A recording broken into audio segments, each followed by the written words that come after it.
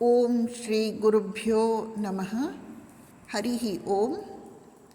ಒಬ್ಬ ಭಕ್ತ ಶ್ರೀಮಾತೆಯವರನ್ನು ಪ್ರಶ್ನಿಸುತ್ತಾನೆ, ಅಮ್ಮ, ಠಾಕೂರರ ಹತ್ತಿರ ಹೋದವರಿಗೆ ಎಷ್ಟೊಂದು ಭಾವ ಸಮಾಧಿ ಎಲ್ಲವೂ ಉಂಟಾಗುತ್ತಿದ್ದವು. ಆದರೆ ನೀವು ನಮಗಾಗಿ ಅಂಥವುಗಳೇನನ್ನೂ ಮಾಡುತ್ತಿಲ್ಲವಲ್ಲ.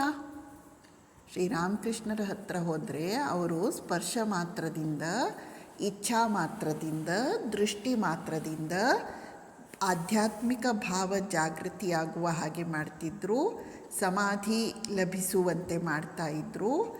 ಆ ರೀತಿ ಶ್ರೀಮಾತೆಯವರು ಈ ಶಿಷ್ಯರಿಗಾಗಿ ಏನೂ ಮಾಡುತ್ತಲಿಲ್ಲ. ಏಕೆ ಎನ್ನುವುದು ಭಕ್ತನ ಪ್ರಶ್ನೆ. ಶ್ರೀಮಾತೆಯವರು ಉತ್ತರಿಸುತ್ತಾರೆ, ಠಾಕೂರರಾದರೂ ಎಷ್ಟು ಜನಕ್ಕೆ ಅಂತ ಅದನ್ನೆಲ್ಲ ಮಾಡಿದರಪ್ಪ?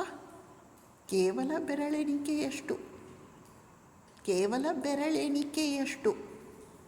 ಇದೇ ಕಾರಣದಿಂದ ಅವರು ಹೆಚ್ಚು ದಿನ ಬದುಕಲಿಲ್ಲ.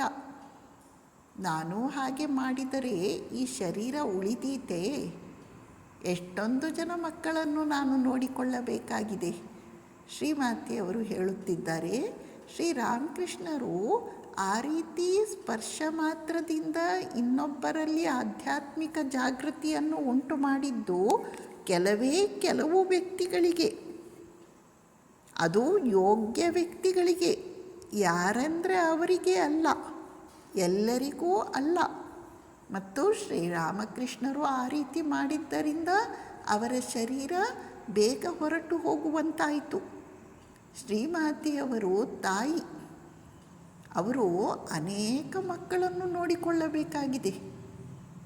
ಆ ರೀತಿ ಮಾಡಿದರೆ ಅವರ ಶರೀರ ಬದುಕಿ ಉಳಿಯುವುದಿಲ್ಲ ಎನ್ನುವುದು ಶ್ರೀಮಾತೆಯವರ ಉತ್ತರ. ಇನ್ನೊಮ್ಮೆ ಶಿಷ್ಯ, ಅಮ್ಮ, ಕಾಯಿಲೆಯಿಂದ ನೀವೇಕೆ ಇಷ್ಟೊಂದು ಕಷ್ಟಪಡಬೇಕು? ನಿಮ್ಮ ಕಷ್ಟಗಳನ್ನೆಲ್ಲ ನನಗೆ ಕೊಡಿ ಎಂದು ಹೇಳುತ್ತಾನೆ. ಶ್ರೀಮಾತೆಯವರು, ನೀನೇನು ಹೇಳುತ್ತಿದ್ದಿ ಮಗು? ತಾಯಿ ಎಂದಾದರೂ ತನ್ನ ಕಾಯಿಲೆಯನ್ನು ಮಗನಿಗೆ ಕೊಟ್ಟಾಳೇನಪ್ಪ? ಮಗ ಕಷ್ಟಪಟ್ಟರೆ ಅವಳ ಕಷ್ಟ ಇನ್ನೂ ಹೆಚ್ಚಾಗುತ್ತದೆ.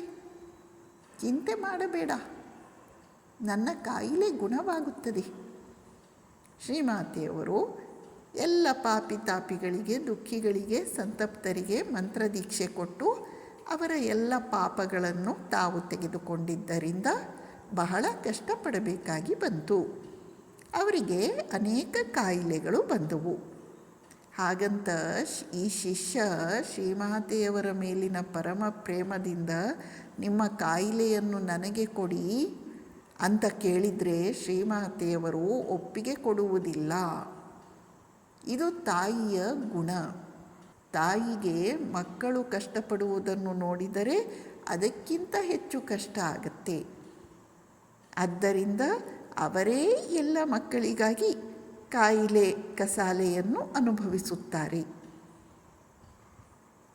ಶ್ರೀಮಾತೆಯವರದ್ದು ಎಂಥ ಸಹಿಷ್ಣು ಉತ್ತರ. ನಮಸ್ಕಾರ.